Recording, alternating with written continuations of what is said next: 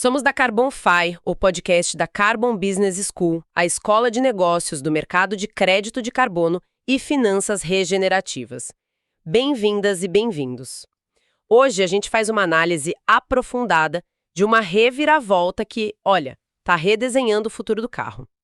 Uma mudança tectônica está acontecendo na transição energética e o epicentro é a Europa.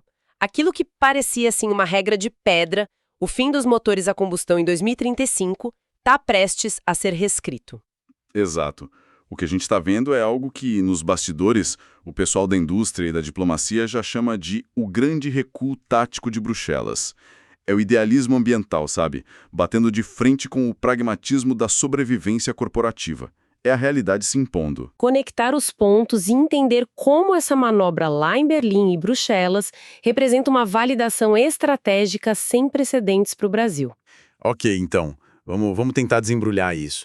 A notícia central é que a Comissão Europeia, depois de uma pressão muito forte, Fortíssima. da Alemanha e da Itália, principalmente, está se preparando para flexibilizar a proibição dos motores a combustão. Mas flexibilizar soa um pouco vago. O que isso significa na prática? Significa que o funeral do motor a combustão foi, no mínimo, adiado. O que está em jogo, assim, pelo que as apurações indicam, são duas possibilidades. Ou adiam o prazo, sei lá, para 2040, ou, o que parece mais provável, criam umas brechas tecnológicas permanentes. Brechas tecnológicas. O que seria isso? Que tipo de carro continuaria sendo vendido depois de 2035 com essa brecha? Basicamente, abre a porta para duas categorias. A primeira são os híbridos plug-in, os PHVs, né? Ah, sim, aqueles com motor elétrico e a combustão. Exato. Você carrega na tomada, mas ainda tem um motor a combustão para segurança. E a segunda categoria, que é a grande aposta alemã, são os carros movidos a combustíveis sintéticos, os e-fuels. Entendi. Então, o motor a combustão, que a gente achava que estava com os dias contados, ganha uma sobrevida, desde que ele venha acompanhado de um parceiro elétrico ou bebam combustível verde. Exatamente. A narrativa mudou. O motor que estava condenado à morte súbita agora é um paciente em recuperação. Ele sobrevive, mas com a condição de ser hibridizado e abastecido por moléculas limpas, quer dizer, combustíveis neutros em carbono. A decisão formal mesmo deve sair só em dezembro de 2025, mas o movimento político, olha, já é praticamente irreversível. Mas por que essa mudança tão drástica e por que agora?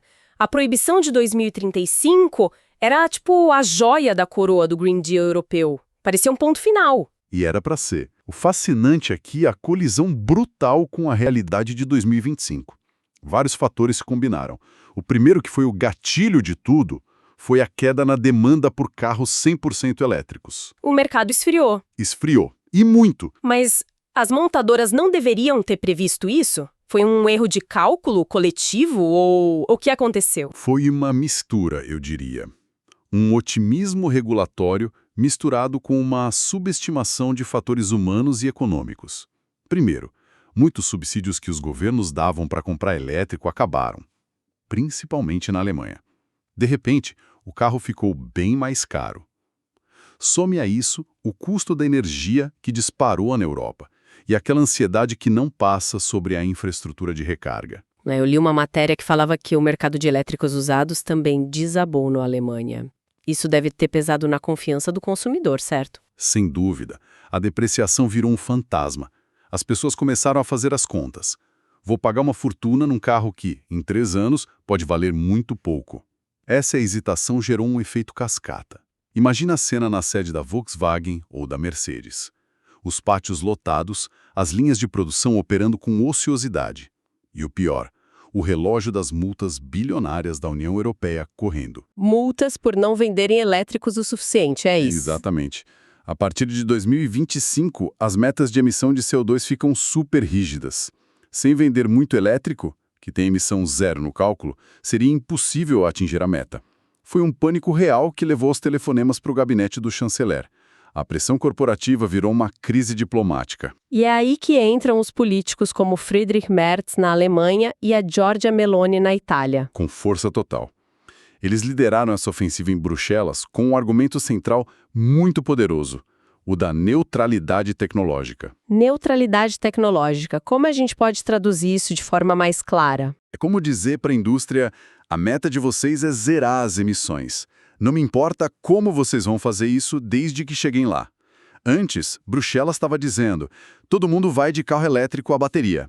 Agora, Alemanha e Itália estão dizendo, deixem que os nossos engenheiros decidam o melhor caminho. O importante é a meta, não a ferramenta. Então, para a indústria, essa mudança é mais do que um alívio. É um balão de oxigênio gigantesco. Permite que elas amorteçam os investimentos que já fizeram e financiem a transição de uma forma mais orgânica, mais gerenciável e, claro, sem o risco de multas que poderiam quebrar as empresas. Ok, então temos uma crise industrial, uma reviravolta política na Europa e o que parece ser um problema interno deles, na verdade, ecoa de uma forma surpreendente aqui no Brasil, não é? Ecoa como um trovão. O impacto é uma validação estratégica sem precedentes. Durante anos, a aposta do Brasil nos híbridos a etanol, o biohíbrido, foi vista com muito ceticismo. Era tratada como uma jabuticaba, sabe? Uma solução que só funcionaria aqui. Exato, uma solução nossa para o nosso problema que não teria relevância global.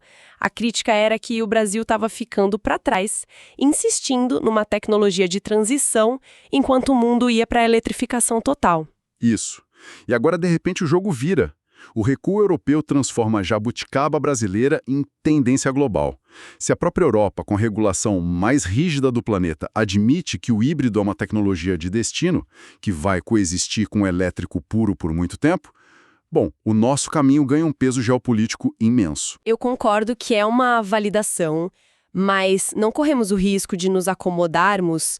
Se o motor a combustão ganha essa sobrevida, o setor não vai tirar o pé do acelerador em outras frentes, como o hidrogênio ou até nossos próprios elétricos. É uma preocupação legítima, o risco existe. Mas eu vejo por outro ângulo. Não é acomodação, é especialização. Projetos como os motores biohybrids da Stellantis em Betim, ou os da Volkswagen, da Toyota, eles ganham um novo status. Deixam de ser vistos como solução de segunda classe e passam a estar alinhados com o pragmatismo das matrizes europeias. E a consequência prática disso qual seria? É imensa. Reduz drasticamente o risco de o parque industrial brasileiro virar uma ilha de tecnologia jurássica, que era um medo real. Agora o cenário muda. O Brasil pode se posicionar não só para o mercado interno, mas como um hub global de desenvolvimento e exportação de powertrains híbridos. Pense em mercados que não vão ter infraestrutura de recarga tão cedo. África, América Latina, Sudeste Asiático, o Brasil pode ser o fornecedor de tecnologia para todos eles. E isso nos leva a um ponto crucial. A discussão vai além do motor e chega no combustível. Ao aceitar que um motor a combustão pode ser verde se o combustível for verde, a Europa está abrindo um novo mercado gigantesco. Uma oportunidade de ouro para o Brasil.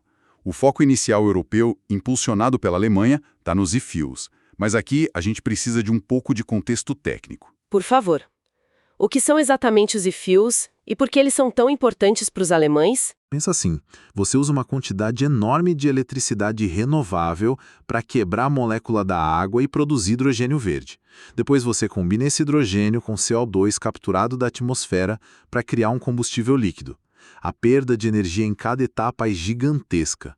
Por isso hoje faz muito mais sentido usar essa mesma eletricidade para carregar uma bateria direto. Então, uma tecnologia cara e ineficiente em termos de energia. Hoje sim. Exato. Só se justifica em nichos muito específicos, como aviação de longa distância ou carros de altíssima performance. Mas é aí que a brecha regulatória permite que o Brasil entre no jogo. É o que a gente pode chamar de diplomacia do etanol. E como essa diplomacia funcionaria? A Europa vai aceitar o etanol brasileiro? A gente sabe como eles podem ser protecionistas? Esse é o desafio, não vai ser fácil. Mas a oportunidade está em provar, com dados, com análise de ciclo de vida do campo à roda, que o nosso etanol, especialmente o de segunda geração, e também o biometano, são soluções drop-in, prontas para uso e muito mais baratas e escaláveis que os e-fuels. Então a briga não é só comercial, é técnica. É sobre mostrar que a nossa molécula é tão ou mais limpa que a molécula sintética europeia. Precisamente. O Brasil pode descarbonizar tanto a frota que já existe na Europa, quanto a nova frota de híbridos.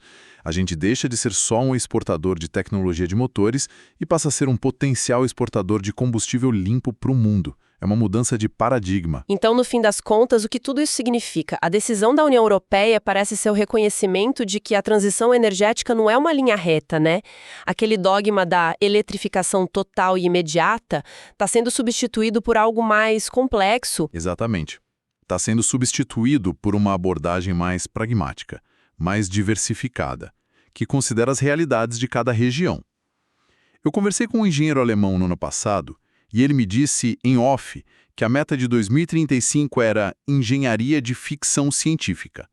Na época pareceu pessimismo, mas hoje a gente vê que era realismo. A grande lição para o Brasil, então, parece ser que a nossa aposta, que era vista como conservadora, estava mais conectada com a realidade do que a própria estratégia europeia? Se a gente conectar isso ao quadro geral, a lição é poderosa. A aposta na nossa vocação da biomassa, combinada com a eletrificação híbrida, não foi um atraso. Na verdade, foi uma antecipação do realismo que agora, por força das circunstâncias, chega ao norte global. Nós chegamos primeiro a uma conclusão que eles levaram mais tempo para aceitar. Essa ideia de antecipar o realismo é muito forte. Mostra que, às vezes, as soluções que nascem de uma realidade com mais restrições podem acabar sendo mais resilientes. Perfeito. O Brasil foi forçado a encontrar uma solução que funcionasse com a infraestrutura que tem, com o capital que tem. E essa solução agora se mostra globalmente relevante. Não é sobre ser contra o carro elétrico, mas sobre entender que existem múltiplos caminhos para o mesmo destino, que é a descarbonização. O que nos leva a uma questão para o futuro. Se essa abordagem do Brasil está sendo validada pela Europa, que outras jabuticabas brasileiras em áreas como agricultura regenerativa ou bioeconomia podem estar prestes a se tornar as próximas tendências globais? Fica a reflexão. E para mais conteúdo sobre o mercado de crédito de carbono e finanças regenerativas, siga a CarbonFi para se manter sempre atualizada.